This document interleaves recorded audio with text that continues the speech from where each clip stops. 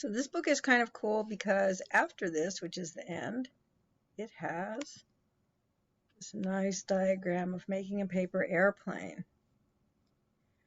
And it says model number 38. So this is 38th prototype, right? So you can see that the bear made lots of prototypes of his paper airplanes. It says a graceful and intimidating, I can't read that will cut the air like butter. Oh, aircraft. A graceful and intimidating aircraft that will cut the air like butter. And the steps. So he writes down all the steps for himself. Use my piece of paper. Can't read all of that. Do all the folds. The complicated bit. So these aren't really detailed instructions because it's just the complicated bit doesn't. Says examine and then. Right, and he named it the Mighty Condor. So his model number 30 is called the Mighty Condor, and his model number 73, the Flying Rock. So I guess Bear was getting a little frustrated by this this point in the creative process. I can't read that part either. But if we look at the pictures, he's measuring. He puts a rock in the middle. He crumbles the paper around the rock. So not really a paper airplane. It says, do not try this. Throwing suggestions, do not try this. Okay, so we definitely do not want to be throwing rocks.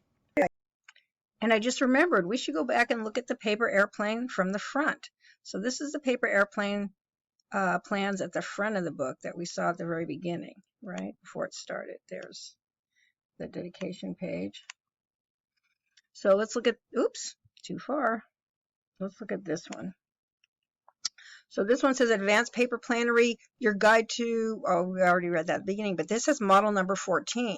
And at the end, he had all the way up to model number 70 something. So, and model number 27. So let's take a little bit closer look at this. The Grand Aviator is this model called. So steps, fold, fold, crease, fold, something thrust. Okay, crease is the same as fold. Looking for a synonym, obviously, because he didn't want to say fold so many times. A solid model that can be thrown with great force. You can see he has some steps here, the drawing of the steps, which is probably a little bit more helpful than these steps. I wonder if you guys can follow any of these blueprints that the Bear made for his planes. Throwing suggestion. Use in open spaces, but for example, I cannot read this. Large something and something. I can't read that. Okay, but he's showing the fold steps, which is nice, and how it looks at the end, which is great if you're drawing your plans out. Let's look at model number 26. The Peruvian double-winged Spitfire. Okay, cool. So a Spitfire was a kind of plane they used to use in World War II, but a South American aviation wonder. Watch your hats. Oh, I guess it could knock your hat off. Okay, sorry. This handwriting is a little messy for me to be reading. So steps. Start here, do this, then this, and this. Do these things, and finish here. Okay, again, his description of his steps isn't great, but the drawings of the steps are great.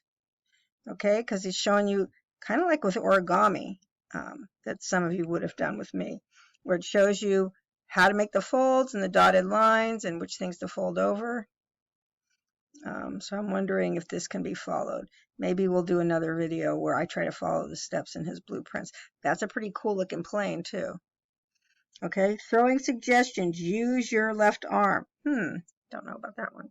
Okay, so we had the these are the blueprints from the beginning of the book and the blueprints at the end of the book, all the way up to number 73, where obviously he was frustrated because please do not do this model. I'm not going to try that one.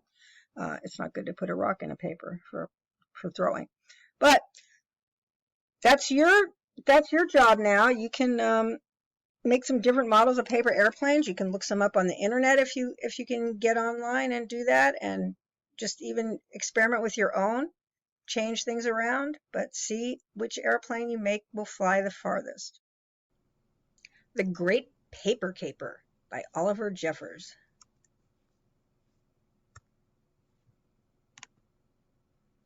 Wow. Advanced Paper Planery, your guide to pulp-based aeronautical excellence.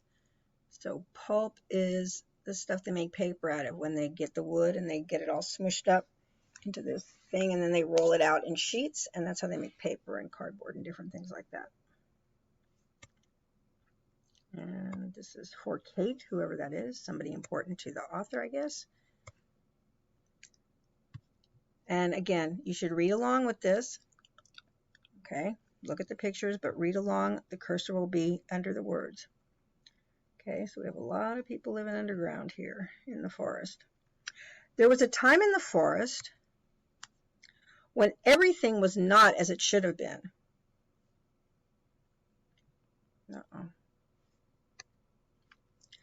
Everyone who lived there had been noticing strange things. Branches, they agreed, should not disappear from trees like that. Look at that. Here's a beaver, obviously complaining about it. Branchless trees. What's going on over here? Someone, they agreed again, must be stealing them. And they each in turn blame the other. So here you can see all the animals and people that live in the forest are blaming each other for the branches disappearing. Poor trees have no branches. But they all had solid alibis, which meant it couldn't possibly be any one of them. So the tree thief must be someone else. So an alibi means they had proof that they couldn't have done it. And we can see here the beaver said must be saying he was in the water, and the goose was at the hairdresser, and the deer was playing video games, and the pig was cooking bacon. That's just not right. And this person was sleeping, and the owl was, what was the owl doing? I'll leave that up to you guys. And then what's going on over here? Oops, too far. It was all very mysterious indeed. Now, that might be a problem, don't you think? Look where he's cutting this branch. And then the owl thinks the branch is still there, goes to land and ploomp on the ground. An investigation was launched to get to the bottom of things. They were each given a different job to do so the tree thief could be caught. I'll be the detective and you be the judge. Why do I have to be the judge? Why not him? I'm the prosecutor, that's why.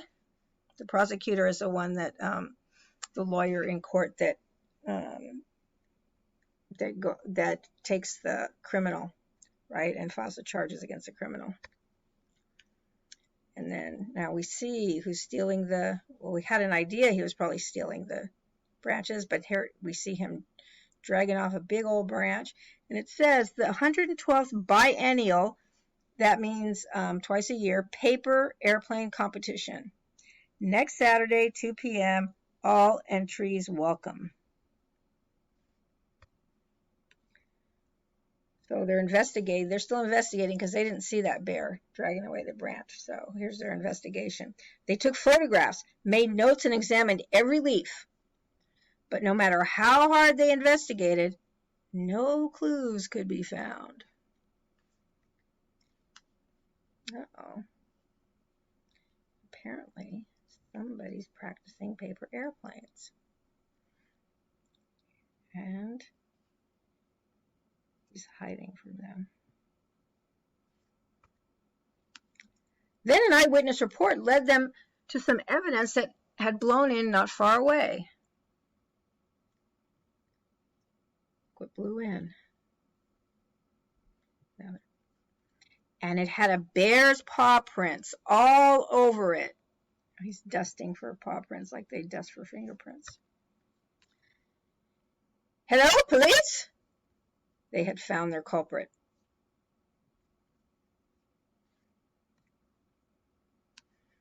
Check this out. He has a big paper making machine. This says paper making machine. And this says advanced paper planery. So he has plans. So he makes plans before he makes his paper airplanes, like you guys should be doing in Makerspace. And he is making all kinds of paper to use from his branches. So this machine must make it into pulp and then lay it out in sheets.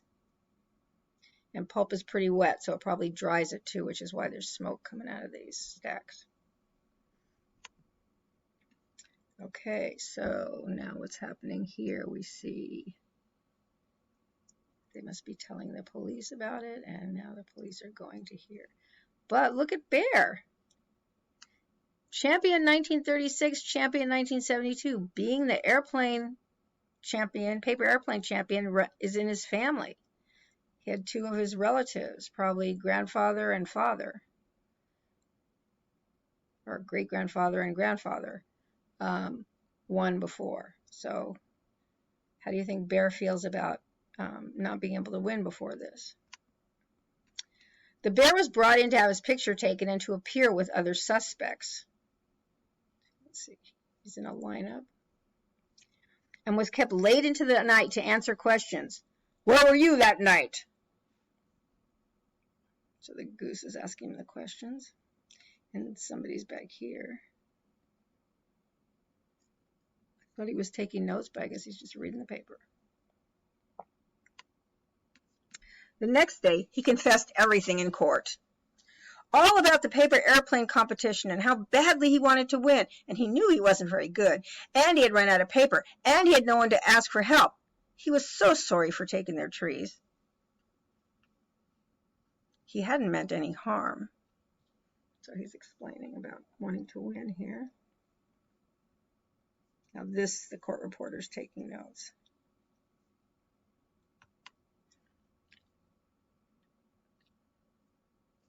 Well, all right, they all thought, but he'd have to make it up to them by replacing the trees. And a paper airplane competition? That sounded interesting indeed. This court is adjourned. That means that it's over and they all get to leave. The Bear kept his word and made it up to them. So you can see he's planting seeds for new trees. Sadly, they'll take many years to grow. But he's doing the right thing. He's replacing the stuff he cut down. And as the others helped him gather up the old paper planes, they had an idea. They put them all together and made a new one. Wow, that's a giant paper airplane.